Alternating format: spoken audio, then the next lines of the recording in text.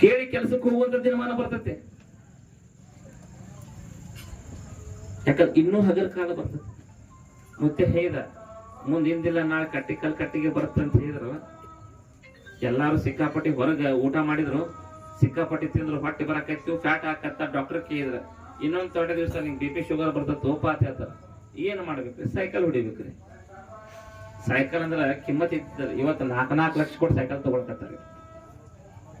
Sugar ಬರ್ತದ ಬಾ ಅಂತೇಳಿ ಬೆಲ್ಲದ ಚಾ ಕುಡಿಯಾಕತ್ತಾರ. ಮೊದಲು ನಮ್ಮ ಪೂರ್ವಿಕರು ಹಾಲು ಇಲ್ಲಾರ್ದೆ ಬೆಲ್ಲದ ಚಾ ಕುಡ್ದಾರ.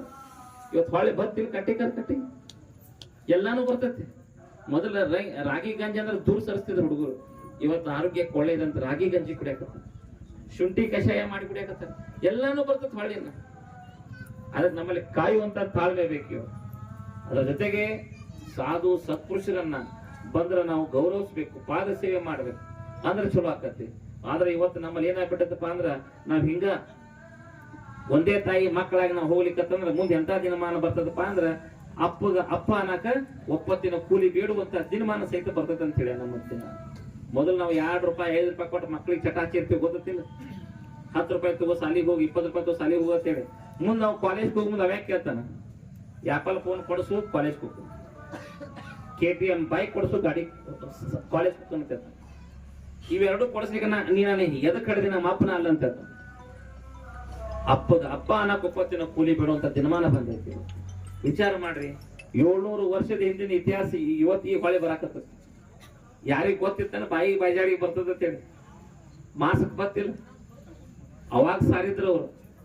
ಎಷ್ಟು ಮಂದಿ ನಮ್ಮ ಮುತ್ಯಾಗಳು ಆಗಿ ಹೋದ್ರು, ಬಬಲಾದೇವ್ರು ಹೇಳಿ ಇವತ್ತು ದೇಹವನ್ನು ಬಿಟ್ಟವ್ರು ವಿನಾ ಆಧಾರ್ಕರೆ ಅವ್ರ ಮಾತುಗಳು ಇನ್ನೂ ಅಜರಾಮರ ಅದಾವ. ಅದಕ್ಕೆ ಬಬಲಾದೇವ್ರ ಮಾತು ಹೆಂಗಪ್ಪ ಅಂದ್ರ ಗರ್ಸನೆ ಗೂಟ ಪಡೆದಂತ ಮಾತತ್ತ.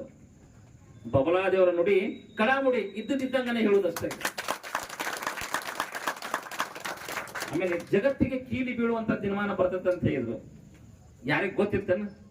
ಜಗತ್ತಿಗೆ ಎಲ್ಲಿ ಬಾಗಿಲೈತ್ರಿ ಅಂತ ಕೇಳ್ತಿದ್ರು. ಲಾಕ್ಡೌನ್ ಆಗಂಟ್ಲೆ ಎಲ್ಲಾರು ಕೂತಲ್ಲಿ ನಿತ್ತಲ್ಲಿ ಹಾಕ್ತಿದ್ರು. ಜಗತ್ತಿಗೆ ಕೀಲಿ ಬಿತ್ತು. ಎಲ್ಲ ದೇವರ ಪೂಜೆ ನಿಲ್ಲುತ್ತಾ ಬರ್ತದೆ.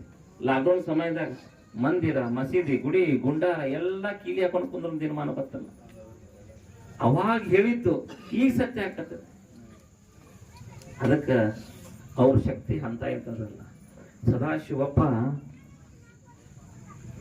ತೀರ್ಥವನ್ನ ಹೆಂಗ ತಗೋತಿದ್ದಪ್ಪ ಅಂದ್ರ 7 ಬಿಂದು ಕಾಳುಗಳನ್ನ ಇಟ್ಕೋತಿದ್ರಿ ಕೈ ಮೇಲೆ. 7 ಬಿಂದು ಕಾಳುಗಳನ್ನ ಇಟ್ಕೊಂಡು 7 ಯುಗದ ಲೆಕ್ಕ ಬರ್ದಾರ. ಹಿಂದಾಗಿದ್ದು, ಮುಂದಾಗಿದ್ದು, ಈಗಿಂದು ಎಲ್ಲವನ್ನ ಲೆಕ್ಕ ಬರ್ದಿಟ್ಟಾರ. ತಮ್ಮ ಸಿದ್ಧಿ ಸಾಧನೆಗೋಸ್ಕರ ತಗೋತಿದ್ರ ಮದ್ಯವನ್ನು. ಅದನ್ನು ಸಹಿತ ಹೇಳ್ಯಾರ ಅವರು. ಬಬಲಾದಿ ಮಠಕ್ಕೆ ಬಂದ್ರೆ ತೀರ್ಥ ಹಾಕಿ ಹೋಗುದು ಅಟ್ಟ ಅಲ್ಲಿ. ಎಲ್ಲರೂ ಸೆರೆ ದಾರು ಅಂದ್ರ ನಡೆಯಲ್ಲ. ಸೆರೆ ಅಂದ್ರೆ ಸೆರೆವಾಸ, ದಾರು ಒಂದಿ ದಾರಿಯಲ್ಲಿ ಮರಣ, ಕೇಳು ಕಟ್ಟಿಟ್ಟ ಬುತ್ತಿ ಅಂತ ಹೇಳಿ ನೆನಪಿಟ್ಟು. ದಯವಿಟ್ಟು ನಾವು ಒಂದು ವಿನಂತಿ ಮಾಡ್ಕೋತೀನಿ, ಇನ್ನೊಮ್ಮೆ ತಂದೆ ತಾಯಿಗಳ ಪಾದ ಸೇವೆ ಮಾಡ್ಕೋತೀವಿ. ಯಾಕಂದ್ರೆ ಈಗಿನ ಯುವಕರಿಗೆ ನಾವು ನೋಡ್ತೀವಲ್ಲ, ನಂದ ಉದಾಹರಣೆ ಹೇಳಿ, ನಾವೇ ಇದು ನಿಮ್ ರೂಟಿ ಬರ್ಬೇಕಂದ್ರೆ ಜೀವ ಹಿಡ್ಕೊಂಡ್ ಬರ್ತೀವಿ ನಾವು. ನಿಮ್ ರೂಟಿ ಬರ್ಬೇಕು ಜೀವ ಹಿಡ್ಕೊಂಡ್ ಬರ್ತೀವಿ ನಾವು. ಎಲ್ಲಾರು ಮೈ ಮೇಲೆ ಬರ್ತಾರೆ. ಈಗ ಯಾರಿಗಂತ ನಾ ಏನಿಲ್ಲ, ಸುಮ್ ಕಣ್ ಸದಾಶಿವ ಅನ್ನೋದು ಅಡ್ಡದಾಗತ್ತ ನಮ್.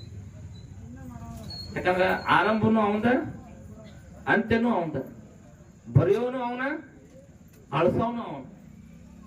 ಅವ್ ಹೆಂಗ ಆಡ್ತಾನ ಆಟ ಆಡೋದು ಅಟ್ಟ ತಗದಿ.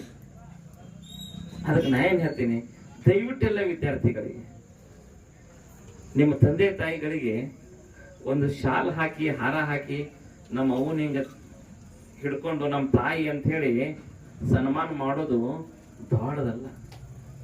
ಅದು ದೊಡ್ಡದಲ್ಲ. ನಿಮ್ಮ ತಾಯಿಗೆ ಕೊಡಬೇಕಾದದ್ದು ಏನಪ್ಪಾ ಬಹುಮಾನ ಅಂತಂದ್ರ, ಅವರು ನಮ್ಮನ್ನ ಜೋಪಾನ ಮಾಡಿ ಅವರ ದೇಹ ಅಂತ್ಯ ಆಗುವವರೆಗೂ ಅವರ ಕಣ್ಣಾಗ ನೀರು ಬರ್ಲಾರ್ದಂಗ ನೀವು ನೋಡ್ಕೊಂಡೆ ಅಂತಂದ್ರ ಅದ ದೊಡ್ಡ ಸಾಧನೆ. ನಿಮ್ ತಂದೆ ತಾಯಿಗಳು ಮತ್ತೇನು ಬಿಡುದಿಲ್ಲ. ದೇವಸ್ಥಾನಕ್ಕೆ ಹೋದ್ರು ಸಹಿತ ಅವ್ರ ತಂದೆ ತಾಯಿಗಳು ಅವ್ರದ್ದು ಬಿಡ್ಕೋದಿಲ್ಲ. ಅವ್ರು ಯಪ್ಪ ಈ ಶರೀರದ 10 ಬಡ್ದು 11 ಹೊಕ್ಕತ್ತೆ. ನನ್ನ ಮಕ್ಕಳು ಮೊಮ್ಮಕ್ಕಳನ್ನ ನೀನ ಜೋಪಾನ ಮಾಡಪ್ಪ ಸದಾಶಿವಪ್ಪ ನಿಂಗಮ್ ತಾಯಿ ಇರ್ತಿರ್ತಾರೆ. ಅವ್ರು ಸ್ವಾರ್ಥಕ್ಕಾಗಿ ಏನು ಬಿಡ್ಕೋದಿಲ್ಲ. ಮಕ್ಕಳು ಮೊಮ್ಮಕ್ಕಳು ಸುಖವಾಗಿಲ್ಲ ಅಂತ ಹೇಳ್ತಾರೆ, ಹೌದಿಲ್ಲ? ಅದಕ್ಕ ನಾ ಏನ್ ಹೇಳ್ತೀನಿ, ಮುಂದಿನ ದಿನಮಾನದೊಳಗ ನಾವೇನಾಗಿ ಹುಡ್ತೀವೋ ಗೊತ್ತಿಲ್ಲ. ಕಾಗೆ ಆಗಿ ನರಿ ಆಗಿ ಗುಬ್ಬೆ ಆಗಿ ಹುಟ್ಟಿದ್ರು ಸಹಿತ ಬಬಲಾದಿ ಅಂತ ಹೇಳಿದ್ರೆ ನಿನ್ನ ಪುಣ್ಯ ಕಟ್ಟಿಟ್ಟ ಬುತ್ತಿ ಅಂತೇಳಿ ಮತ್ತೆ